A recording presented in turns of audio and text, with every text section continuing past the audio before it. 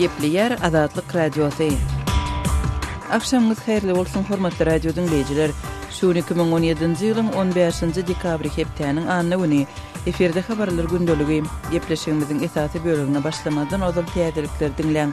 Olaryň mazmuny bilen men Gözel Hudaýberdi tanış edýärin. Moskwanyň Suudi Ortaýadyň öňkü ykdysadyýat ministri Aleksey Ulyukaýew uly mukdarda para almakda günäli tapdy we ony bir şertli türmede 8 ýyllyk tutsaglyga hökm etdi. Ulyukaýew 15-nji dekabrda çykarylan kararyň ýa-ni eli bagly suuddan çykarylanda özüniň tutsag edilmegini adalatsyz atlandyrdy. Ortaýatyň tanymal öňkü ministrleriniň ýene biri Ulyukaýew kesilen işi aýrylgan diýip Twitter'de ýazdy. Судья Лариса Семенова karary 90 minut gecikdirip okudy. Suud media serişdeleriniň dinlenişige gün eferde bermegine ruhsat bermedi. Ulyukaýew Ortaýatda 1950-nji ýyldan beri tutsag edilen iň ýokary wezipeli hökümet resmisi boldy. Ol Ortaýatyň Newit ägirdi Rosneft'in Başneft kompaniýasyndaky esasy paýyny hökümetden satyn almagyna Ortaýatyň ykdysady ösüş ministrliginiň kepil geçmegi üçin $2 million möçberinde para almakda guman edilip 2016-njy ýylyň noýabr aýynda öý tutsaglaryna hökm edilipdi. Onun tutsag edilmegi Prezident Vladimir Putin'in daşındaky biznes we siýasy toparlara täsir ýetiripdi. Ortaýatyň prezidenti Vladimir Putin we Birleşen Ştatlaryň prezidenti Donald Trump telefon gepleşiginde Demirgazyk Koreýanyň ýadro programmasynyň daşyndaky krizis boýunça pikir alışdylar. Şeýlede gepleşigiň dowamında Trump Birleşen Ştatlaryň ykdysadyýatyny dolandyrmagyny makullamak üçin Putin'e minnetdarlyk bildirdi. Iki döwletiň baş tutanlary bir näçe krizis zonasyndaky ýagdaýlary maslahat etdiler. Koreýa ýarymadasyny ýadro meselesini çözmeklige üns berdiler diýip Kremliň 14-nji dekabrda ýaýradan beýanatynda aýdylýar we bu telefon gepleşiginiň Trump'yň initsiatywasy bilen geçirilenligi bellenýär. Aktam taraplaryň Demirgazyk Koreýada ören hoply ýagdaýy çözme urunda bile işleşmegi maslahat edenligini aýtdy. Aktam Trump'yň Putin'in ýyllyk konferensiýasynda ony gorap we makullap aýdan sözlerine minnetdarlyk bildirenligini nyktady.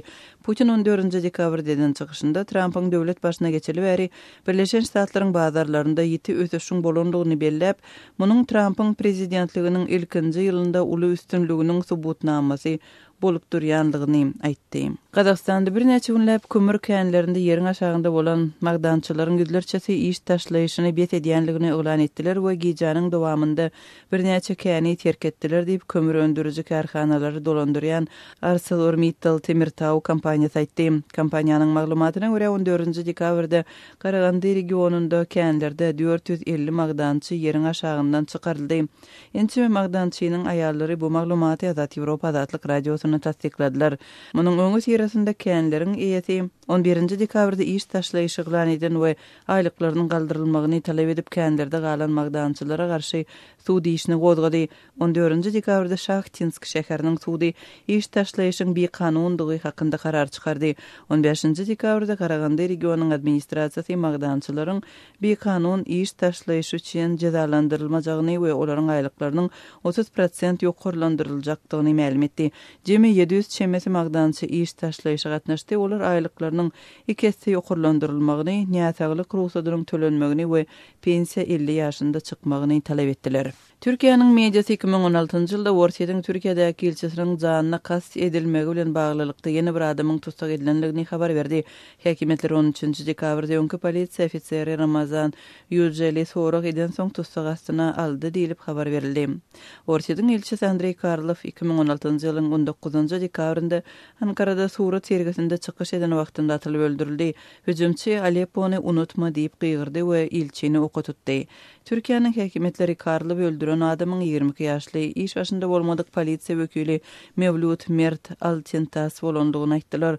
Hüjümçi soňra polisiýa tarapyndan atylyp öldürildi. Türkiýanyň resmileri Ortaýa elçisiniň öldürilmegine gatnaşykda guman edilen ençe adamyň tutsag edilenligini aýdýarlar. Sankt-Peterburgda adam kelekçilikli bomba partlamasyny amalaşdyrmakda guman edilen 2 adamyň kakasy Ortaýatyň raýatlygyndan mahrum edildi. Ol Gürgistana deportasiýa edilir diýilip Gürgistanyň Daşary işler ministrligi ma'lum etdi. Azimowyň iki ogly Abror we Akram hem Ortaýatyň raýatlary olar 3 aprelde Sankt-Peterburgyň metrosunda 16 adamyň ölümine getiren bomba partlamasy bilen baglanyşykda tutsag edilen ençeme Merkezi Aziýalylaryň arasynda elet alınıpdy. Derňewçiler partlamana amalaşdyran janyň hejen hüjümçiniň Gürgistanda doglan etnik özbek Akbarjon Jalilowdygyny aýtdylar. Hormatly radio dinleýijiler, siz günüň käbir täzelikleri bilen tanyş boldunuz. Azatlygy isleýän wagtyňyz isleýän ýeriňizde dinlemek isleýäňizmi? Munuň üçin SoundCloud tilsiminde Azatlyk radiosyny tapyň we ýazylyň. Azatlygyň maglumatlaryny ilkinji bolup dinleň. Play Store'dan ýa-da iTunes'dan SoundCloud'un tilsimini indirmek ýatdan çykarmaň. Azatlygy SoundCloud tilsiminde Azatlyk radiosy ýazyp tap bilersiňiz.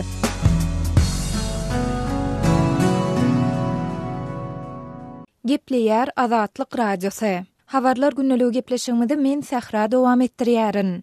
Türkmenistanyň Döwlet Daşary Ykdysady İş Banky raýatlaryň türkmen manadyny daşary ýurt walutasyna konwertasiýa edip bilýän pulunyň möçürini 2 hisse azaldyp 1000 Amerikan dollaryndan 500 Amerikan dollaryna kemeltdi. Türkmenistanyň Döwlet Daşary Ykdysady İş Bankyna Azatlyk radiosynyň paýtagtdaky çeşmelerini aýtmaklaryna görä, bu barada bank resmiýleri öz müşterilerine dili bilen mälim edip, olara mundan beýlek her aýda diňe 500 Amerikan dollary möçürinäki türkmen manadyny daşary ýurt walutasyna çalşyp biljekdigini duýdurýarlar. Bank resmiýleri 13 dekabrdan başlap adaty raýatlaryň 500 Amerikan dollaryny satyn alyp bank hasaplaryna geçirip bilýändigini aýdýarlar. Bu öň 1000 Amerikan dollaryna barabardy. Kaçanna müşterileriň adyny bank sistemasyna ýazanlaryna awtomatik görnüşde raýatyň 500 dollar möçürinäki türkmen manadyny konwertasiýa edip bilýändigi görkezilýär. Dip Azatlygyň adynyň efirde agzalmazlygyny soran ýagdaýdan habarly çeşmesi gürrüň berdi.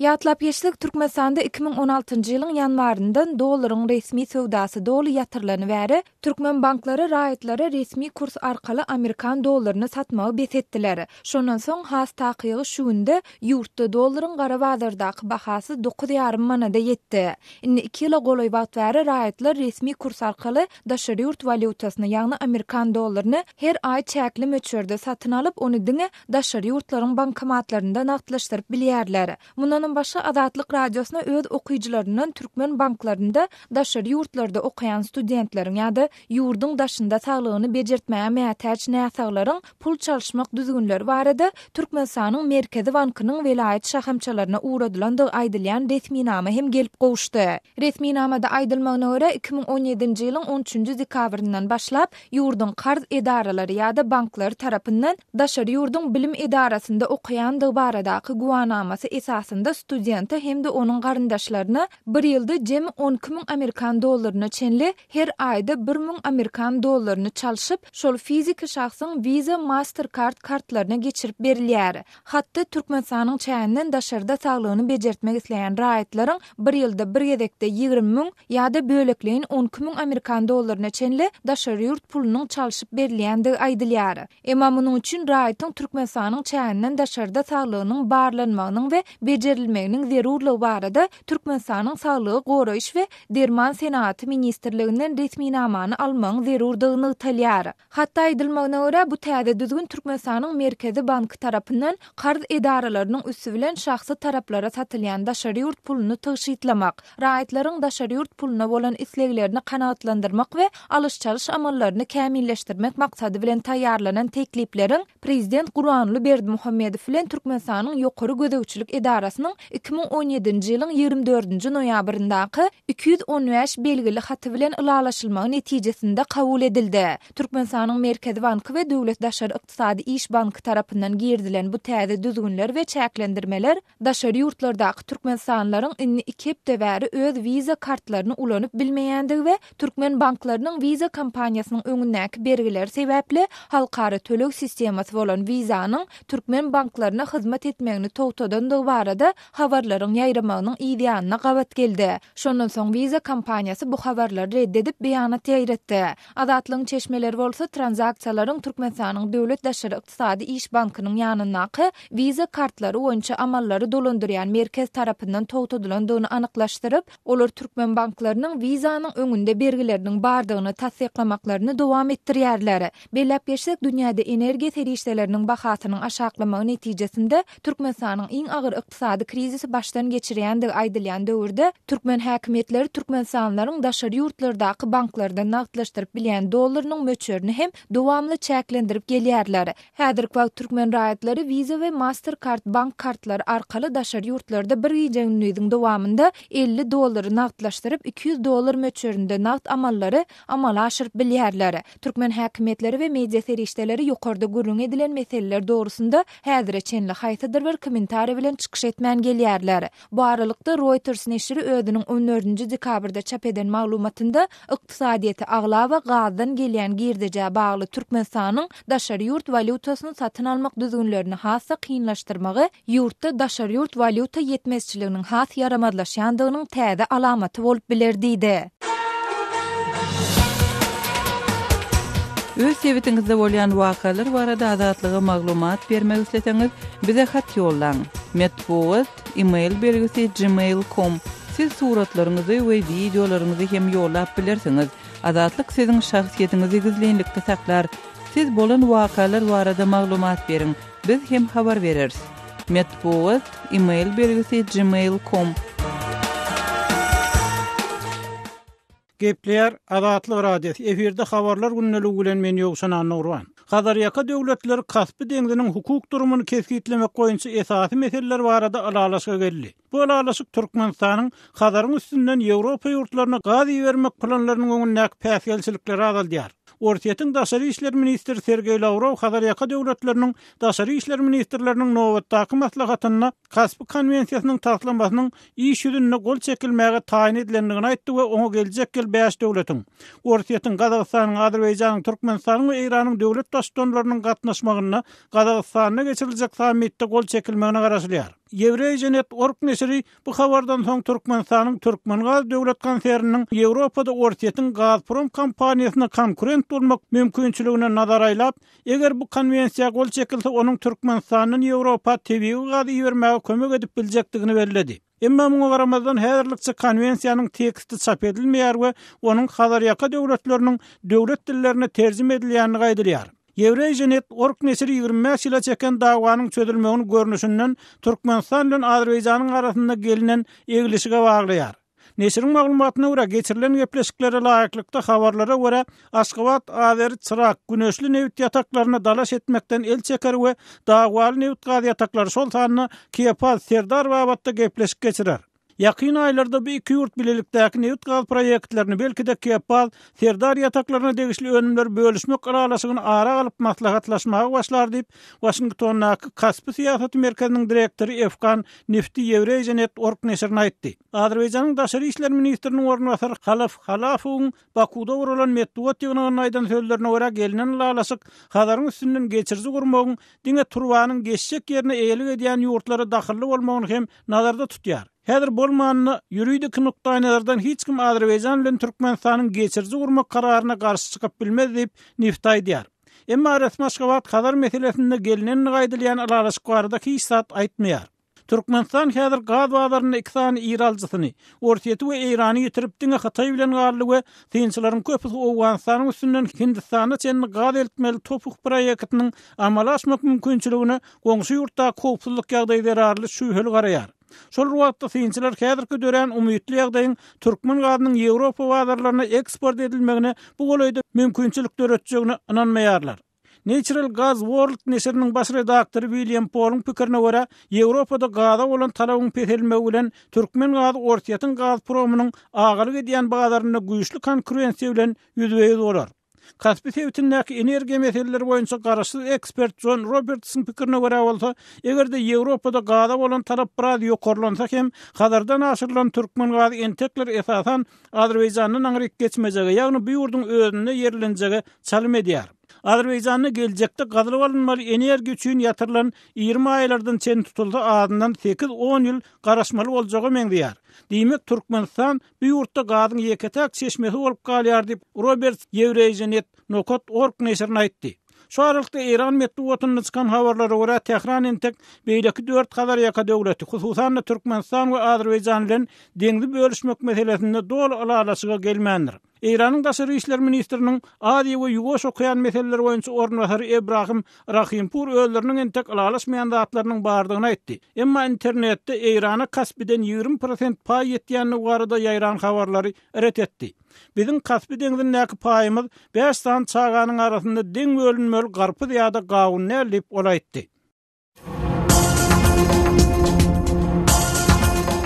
Öz sebitingizde bolýan wakalar barada azatlyga maglumat bermek isleseňiz, biziň Facebook hasabymyzda ýazyň. Bizi gözlegi bölümüne Azatlyk Radiosu ýazyp tap bilersiňiz. Siz suratlaryňyzy we videolaryňyzy hem ýollap bilersiňiz. Azatlyk siziň şahsiýetinizi gizlinlikde saklar. Siz bolan wakalar barada maglumat beriň, biz hem habar bereriz.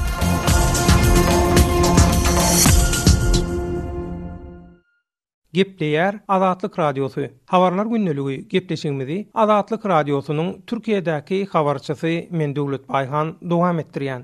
Ten söwdasynda güman edilýän türkmen zanan ýaranlary bilen suud edildi. Türk mediasynda howpsuzlyk güýçleriniň ýurdun dürli ýerlerine ten we adam söwdasy bilen meşgullanýanlara garşy geçirýän operasiýalaryna Türkmenistanyň raýatlaryň öz ýaranlary bilen ele salynmaga dowam edýäniň barasynda ýygyderli maglumatlar berilýär. Köpçülüklüğün habar veriş serişdelerine yayrayan habarlarda Türkmen migrant zenanlarının şol bir yerde gaytadan yaranları bilen ten söwdasyna saklanýanlygy hem ýatladylýar. Hürriyet gazetiniň ýazmagyna görä İstanbul'un goloýundaky Tekirdağ welaýatynyň Marmara ereglisi etrafynda ten hem adam söwdasyna garşy goloýda gurnulan bir operasiýada ele salynan 2 santy zenan jemi 5 adamyň geçirilen suud işinde olaryň tutsaglykda galmagyna karar berilipdir. Gazet zenanlardan biriniň Türkmenistanyň raýatydygyny bildirýär. Tekirdağyň vilayet polis toporu bilen Marmara ereglisi etrafynyň howpsuzlyk işgärleri 2 sany öýde ten söwdasynyň gurnolýany barasynda maglumat alandan soň herekete geçýär. Şol öýleri bir salym gözegçilik astynda tutan polisler soň gazetin görkezmesi boýunça şol wagtyň özüne operasiýa gurnaýarlar. Operasiýada ten söwdasyna güman edilýän 2 sany zenan bilen 3 erkek adam ele salynýar. Habarlarda zenanlardan biriniň Türkmenistanyň raýatydygyna aýratyn üns çekilýär. Gepin gerdişine görä aýtsak, Türk mediasynyň habarlaryna mundan owalam ýene şol ýerde, ýagny Tekirdağ welaýatynyň Marmara ereglisi etrafynda ten söwdasynda güman edilýän Türkmenistanly ýokunç keselli migrant zenanlaryň ele salynanlygy beýan edilipdi. Şonda Marmara ereglisi etrafynyň jandarm gullugynyň işgärleriniň 16 awgust gijesi gurunan operasiýasyna Yeni Çiftlik we Sultanköy adly mahallelerde yerleşýän gijeki klublarda we myhmanhanalarda ten söwdasyny edýän de bir kanun ýagdaýda işledilýän daşary ýurtly zenanlardan UH adly Türkmenistanyň zenanyň spid keseline sebäp bolýan HIV virusynyň şeýle de Türkmenistanyň TP adly zenan bilen Özbegistanly DC adly zenanyna sifilis keseliniň bardygynyň anyklananlygyny soň olaryň deportasiýa edilmek üçin Tekirdağ vilayet migrasiýa gullugyna tapşyrylanlygyny beýan edipdi. Beýlik tarapdan Antalya polisi Arap suyu mahallesinde yerleşen bir myhmanhana gurulan operasiýasyna ten söwdasy bilen meşgullanýan 25 ýaşyndaky Sona S, 28 ýaşyndaky A S we 30 ýaşyndaky MH adly Türkmenistanyň zenanlar bilen olara araçylyk edýän türk raýatlaryny tutsak edipdi. Türkiýanyň köpçülüklüğün habar veriş serişdeleri şonda Türkmenistanyň zenanlardan Sona S adly aýalyň öz ýurdunda polise işleýändigi we ýyllyk ruhsata çykandan soň pulamatyşlyk çekýän üçin bir tanşynyň üstü bilen Antalya ten söwdasyny etmäge gelenligini ma'lum edipdi. Gepleýär Azatlyk Radiosu. Gadyrly dinleýijiler, Azatlyk Radiosu türkmen raýatlarynyň haýyşlary esasynda olaryň prezidenti öz problemleri baradaky arzularyny eşdirip bilmeklerine mümkinçilik töretmek maksady bilen hormatly arkadagy atly ýürüýte rubrika başlaýar. Bu rubrikasynda siz öz kynçylyklaryňyzy beýan edip, olary efir arkaly eşitdirip, şeýle de Azatlygyň websaýtyna, sosial ulanlardaky sahypalaryna çap etdirip bilersiňiz. Siz öz hatlaryňyzy Azatlyga hat üstü bilen, telefon arkaly biziň ýerli habarçylarymyzyň üstü bilen ýetirip bilersiňiz.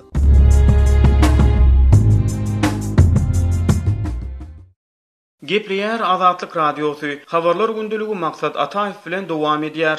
Moskwanyň suudy ozalky ykdysadyýet ministrini 8 ýyl türme tutsaglyguna hökm etdi. Moskwanyň Zamoskvareski suudy Orsiýetiň ozalky ykdysadyýet ministri Aleksey Ulyakayew Rosneft'in başlygy Igor Sechin'den para almakda günäli tapyp, onu agyr şertlerde 8 ýyl türme tutsaglyguna hökm etdi. Suud Ulyakayewiň tutsag edilmegine we 130 milyon rubl, ýagny takbilen $2 milyon möçberine jerime tölemegine hökm çykardy. Ulyakayewiň adwokaty Larisa Kaştanowa çykarylan bu hökümi şikayet etjekdigini aýtdy. Stalin döwründen bäri tutsak edilen iň ýokary wezipeli resmi bolan Ulyakayew regional neft kompaniýasy Başneftiň Rosneft'e satylmagyny ministrlikde tasdiklamak üçin döwlet eýçiligindäki Rosneft kompaniýasynyň başlygy Igor Sechin'in 2 milyon Amerikan dollar möçberini para almakda aýplandy. Zamaskvareskiň etrap sudyna sudýanyň gelmegine garaşýan wagty Ulyakayew jurnalistlere özüniň adalata garaşýanyny aýdypdy. Prokurorlar Ulyakayewiň 10 ýyl agyr şertlerde türme tutuklugyny hökm edilmegini we oňa 8,5 milyon dollar möçberini jerime töledilmegini sorapdylar. 61 ýaşly Ulyakayew aýyplamалary ret edip özüniň ýagdaýyň pidasy bolanyny aýdýar. Ol suwdyň dowamyna bu iş boýunça toplanan ähli materiallar meniň hiç ýyly jenayata baş goşmandygymy suwd edýär. Men aýlygans zalim provokasiýanyň pidasy boldum diýdi. Ulyakayew özüni Sechin'in dudaga düşürenligini öňe sürdi we ondan alan puldun dolu sumkasynyň içinde 2 milyon dollar nagyt pul däldi. Sechin'in uğrudan seýrek çakyry bardyr diýip pikir edenligini aýtdy. Sechin Orsiýetiň prezidenti Vladimir Putin'in uzak müddetli ýarany bolup ol täsirli şahsiýetdir. Döwletiň 7-nji dekabrdaky gutornukly argumentini prokuror Pavel Filipchuk döwlet eýçiligindäki Başneft regional neft kompaniýasynyň Rosneft'e satylmagyny ministrlikde tasdiklamak üçin Ulyakayewiň para alanlygy dogrusyny suwutnamalaryň bardygyny aýtdy. Filipchuk Ulyakayewiň bu gozgolan işin Sechin bilen Orsiýetiň federal howpsuzlyk gullugynyň bilelikde gurunan dudagyny öňe sürýän çaklamalaryny esassyz diýip ret etdi. Ulyakayew Rus elitasynyň içindäki liberal ganatyň wekili diýilip hasaplanýar. Şol bir wagtyň özünde Kremliň ozalky ştab ýolbaşçysy Sechin Putiniň ýakyn ýaranlaryndan hasaplanýar.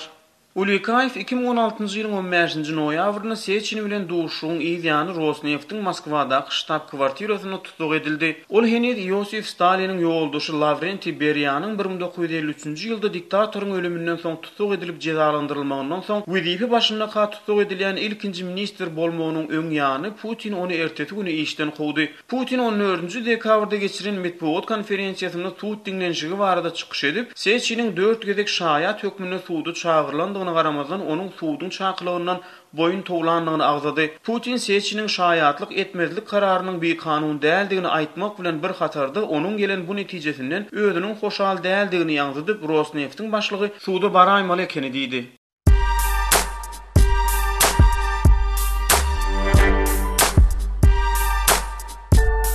Qaderli dinleyijiler, indi siz Türkmenistanda bolup geçýän soňky wakalary Azatlyk radiosynyň Adnaklassniki sahypasyndan hem izlerlap bilersiňiz. Bu sosial ulgamda köp sany Türkmenistanlylaryň bardygyny nazarda tutup, Azatlyk radiosy bu ýerde hem öz sahypasyny açyp, maglumatlaryny ýerleşdirip başlady.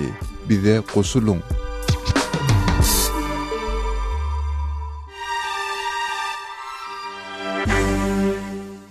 Gepler Azatlyk radiosu. Eferde habarlar gündelik bilen men Şaýmerdan Gulumrady kabuldan. Demirgazyk Awganystanyň Faryab welaýatynda da howpsuzlyk şertleri ýaramazlygynda galýar. Şaýollaryň howpsuzlygyny üpçün etmegem hökümet güýçlerine başartmaýar. Şu sebäpden Amerikan güýçleri Faryab welaýatynda harby baza döretýär.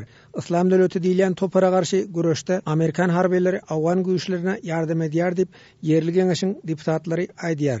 Faryab welaýatynyň welaýat geňeşiniň başlygynyň orunmasary deputat Abdulahat Ilbek Amerikan harbylarynyň Faryab welaýatynda ýerleşýändigini bildirip şeýlediydi.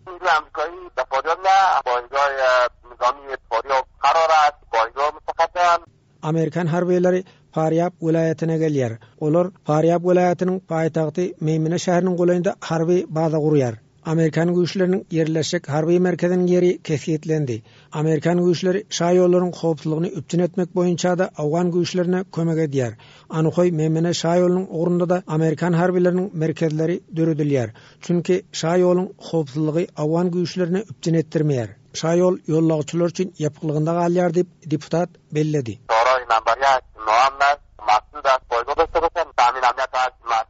Yerli resmiýetlerin ma'lum etmegine görä Faryab welaýatynda Islam döwleti atly toparyň söwüşçileriniň sany gün saýyn köpelýär. Daeşçilerin aglabasynyň daşary ýurtlardygyny resmiýetler bildirýär. Awgan armiýasynyň 209 Şahin atly harby diwiziýasynyň medbugat wekili Nasratullah Jemşidiň aýdysynça Demirgazyk Awganystanda jeňçilere garşy güreşde Awgan hökümeti Birleşen Halkara güýçleriniň kömek sorapdyr. Şonuň üçin Demirgazyk Awganistanda Amerikan harbiýleriniň harby bazalary döredilýär. Jeňçilere garşy geçirilen harby operasiýalary daşary ýurtly harbiýler hem gatnaşýar. Demirgazyk Awganistanyň jeňçileri arasynda işçäresi geçirilýär. Bu ugurda aýgytly herekete başlandy diýip Jemşidi aýtdy. Faryab welaýatynyň 9 etraby Türkmenistan bilen çäkleşýär. Türkmenistanyň serhat ýakasynda hem jeňçileriň hereket edýändigini ýerli elat aýdýar. Welaýatyň Türkmenistan bilen çäkleşýän sebeplerinde howpsuzlyk şertleriniň agyrdygyny deputat Akyn Muhammed Nuri aýtdy. Şaýoluny da daýyşçylaryň bu hem salýandygyny deputat bildirdi. Türkmenistan we Faryab ikisi bir goňşy bir jografiyada ýerleşenligi üçin Hoja Gowher ýa Hoja Paýtaxt diýilen jaýlary şaham Gaýsary degişli bolýar. O ýerlerde de Faryab welaýatynyň serhat ýakalarynda olaryň hedef şul etraf merkezlerine hemletseler. Serhat ýakalarynda olar umuman Almaro, Gaýsar, Hormaş. Ana o ýerlerde ýara şöyle ýagdaýlar bar. Uruş çatışmalary başlanýar. Döwletabad bar, Şirintegap, Hoja Sebez Toş bar. Bu etraflar, 3 etraf şul Şaýoluň Antkoýdan tamamen barınça Şaýoluň ýakasynda. Mana şul etraflar howpsuzlyk galandy da, ýani daýyşylar şu etraflary ele geçirse. Azatlygy line ulgamynda Osmok 420 773 797 383 telefon belgisi arkaly tapyp bilersiňiz. Biziň bilen habarlaşyp maglumatlary, suratlary we videolary ugradyň. Şahsiýetiniz dogry gizlilikde saklanır. Osmok 420 773 797 383.